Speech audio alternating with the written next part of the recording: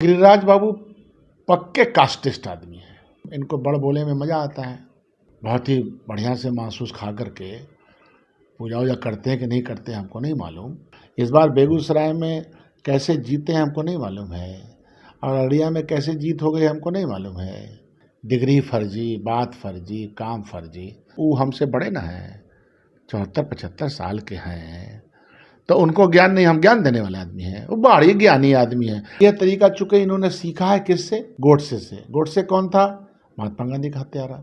गीता में कृष्ण भगवान ने अर्जुन को यह कहा है कि ज्ञानी अगर होगे तभी दिल बड़ा होगा। तो ज्ञान अर्जन क्या सर्टिफिकेट ही जिसका झूठा हो, उसका दिल कैसे बड़ा होगा? केंद्रीय कपड़ा मंत्री गिरिराज सिंह बिहार में हिंदू समाधान यात्रा पे निकले हुए हैं और यात्रा अब कुछ दिन में समाप्त होगी। जब ये यात्रा किशनगंज पहुंची, किशनगंज एक मुस्लिम बहुमूल्य क्षेत्र है, और जब वहां ये यात्रा पहुंची तो गिरिराज सिंह का एक बयान आया। उनका कहना है कि अगर आपको कोई मुस्लिम एक लपड़ मारे तो आप सारे हिंदू मिलकर आप उस मुस्लिम को 100 लपड़ मारे। पैटी शब्द का उन्होंने इस्तेमाल भी किया है। और इससे ठीक 2-3 दिन पहले जो अररिया के सांसद हैं अवध सिंह, उनका भी इस तरह का बयान आ चुका है कि अगर अररिया में रहना होगा तो हिंदू बनकर रहना होगा। हमारे साथ बात करने के लिए कांग्रेस के विधायक शकील अहमद खान सर हैं। सर, कैसे देख रहे हैं जिस तरीके से गिरिराज सिंह लगातार हिंदू मुस्लिम पर बयान दे रहे हैं? अब भारत एक सेकुलर कंट्री है। जाहिलों की टोली है, और जिस पाठशाला में ये लोग पढ़ाई करके आ रहे हैं वहाँ पर नफरती वातावरण कैसे बनाया जाए, सिखाया जाए। संविधान संबद्ध बात नहीं करके संविधान विरोधी बात किया जाए, इसकी पाठशाला में इन्होंने पढ़ाई की है जी। दूसरा ये है कि यह तो कृष्ण भगवान का अर्जुन को एक उपदेश है। आपके माध्यम से बताना चाहता हूँ कि ज्ञान की अगर आप में शून्यता है तो आपका दिल बड़ा नहीं होगा। तो ज्ञान की शून्यता तो यहाँ प्रधानमंत्री से लेकर के उनके मंत्री संत्री तमाम तक लोगों को है। डिग्री फर्जी, बात फर्जी, काम फर्जी। तो इस तरह का वो काम कर रहे हैं, और मैं इनको बहुत ज़्यादा नाम वगैरह लेकर के महिमा मंडप नहीं करना चाहता जी। मैं तो बुनियादी बात यह समझता हूँ कि यह दोनों व्यक्ति का जो अपना चारित्रिक पटल है वो कैसा है। एक साहब के यहाँ करोड़ों रुपया मिला, आज तक नहीं बता पाए कि कहाँ से ये पैसा लाए थे। जी।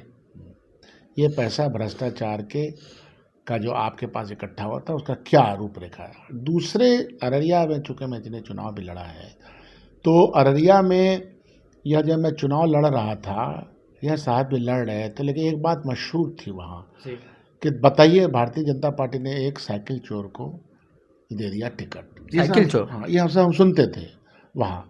अररिया में जाके इंटरव्यू ले लीजिएगा तो ऐसा लोग कहेंगे। जी जी जी। तो इसलिए जो चारित्रिक पटल है इन लोगों का, अच्छा ये तो इनको बड़ बोले में मज़ा आता है। बहुत ही बढ़िया से महसूस खा करके पूजा वूजा करते हैं कि नहीं करते हैं हमको नहीं मालूम गिरिराज बाबू। और गिरिराज बाबू पक्के कास्टिस्ट आदमी हैं, ये भी मैं आपको बता देना चाहता हूँ। हाँ, वह इस बात में विश्वास करते हैं, और वो लोग मनुस्मृति में विश्वास करने वाले लोग, हम लोग संविधान में विश्वास करते हैं। ये सब इनका आ चुका है आचरण। और देखिए भारतीय जनता पार्टी की विडंबना कि उनका प्रदेश अध्यक्ष बोलता है कि इससे हमको कोई मतलब नहीं है। जनता दल यू जो इसके साथ शामिल है वो भी बोलता है कि इससे कोई मतलब नहीं है, ये गलत काम कर रहे हैं। बिहार की जनता, देश की जनता, संविधान में जो लिखा हुआ है वो सिर्फ लिखा हुआ नहीं, वो हमारे जहन और हमारे दिल और दिमाग पे छाया हुआ है कि यहाँ सामाजिक एकता और सामाजिक न्याय की आवश्यकता है। और समाज की एकता तो वसुदेव कुटुंबकम का जो शब्द है हजारों साल पुराना, तब से चला आ रहा है।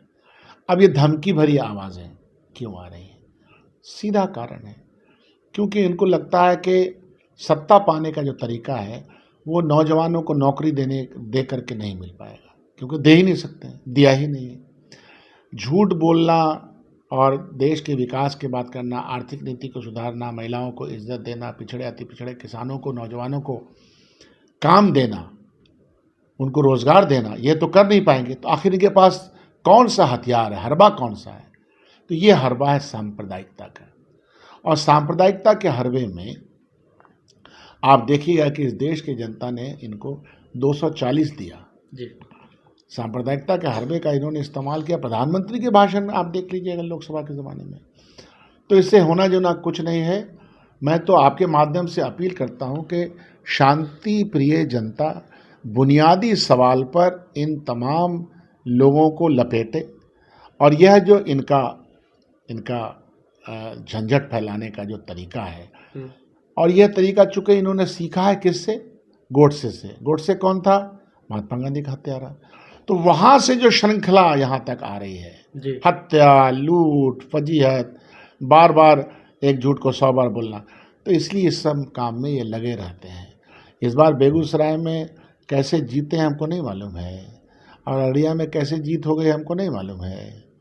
1200 वोट से जीते हैं, तो इतिहास तो सामने है ना, साक्षी है। तो इसलिए ऐसे लोगों के बारे में क्या बात करना। सर, आपने कहा कि मनुस्मृति को मानने वाले लोग हैं इन लोग, गिरिराज सिंह।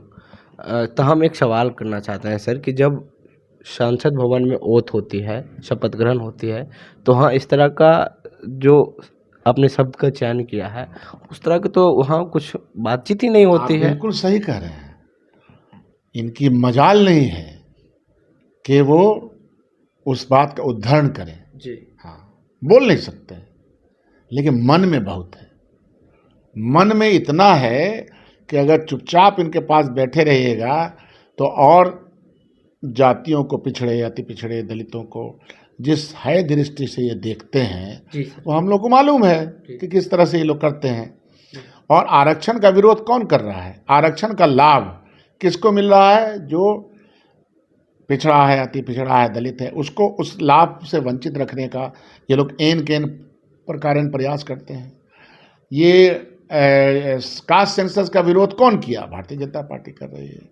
9th शेड्यूल में दे करके आरक्षण का आकार बढ़ाना है, कौन विरोध कर रहा है? आप इस बात को समझिए, ताकि एक ऐसी आइडियोलॉजी को सामने रखा जाए और वो आइडियोलॉजी से जज्बाती बना करके एक ग्रुप है, एक समूह है समाज का, जो यहीं पला है, बड़ा है, उसकी नाल यहाँ पे गड़ी हुई है, उसके बाप दादाओं की हड्डियाँ यहाँ गल गई हैं ज़मीन में। चूँकि हम सब भारतीय हैं, तो एक भारतीय दूसरे भारतीय पर जिस तरह से लांछन लगा रहा है, क्यों लगा रहा है? क्योंकि उनको लगता है कि इस बहाने हम सत्ता पे आ सकते हैं, और इस बहाने सत्ता पे आने का उनको मज़ा मिल चुका है, इसलिए ऐसी बातों का। एक हम सवाल करते हैं सर, बीजेपी कहती है सबका साथ सबका विकास, और नीतीश कुमार कहते हैं कि सुशासन की सरकार है, और जिस तरीके से इस तरह का बयान चलना, लगातार मुस्लिम पे कटाक्ष करना, हिंदुत्व को लेकर बार बार बोलना, आखिर क्या चाहती हैं? क्योंकि दोनों अलायंस में हैं और एक गांधी के मानने वाले हैं नीतीश कुमार। एक शब्द आता है बड़ी विडंबना, हिपोक्रेसी का। हिपोक्रेसी जो होते, जो हिपोक्रेट्स होते हैं, जी सर, वो बोलते कुछ है, करते कुछ है, मुंह में कुछ रहता है, दिल में कुछ रहता है। तो हिपोक्रेट्स जो है वो सबसे एक तरह के ऐसा समाज बनाते हैं, या ऐसा समाज को प्रस्तुत करते हैं जो झूठ बोलता है, कायदे से झूठ बोलता है, उसकी वो कायदगी भी जानता है। वो सामने कुछ बोलेगा, पीछे पॉलिसी कुछ बनाएगा। तो अगर ये सुशासन की सरकार है, तो देश में 45% युवा, दुनिया भर का युवा सबसे ज़्यादा बेरोजगार क्यों है?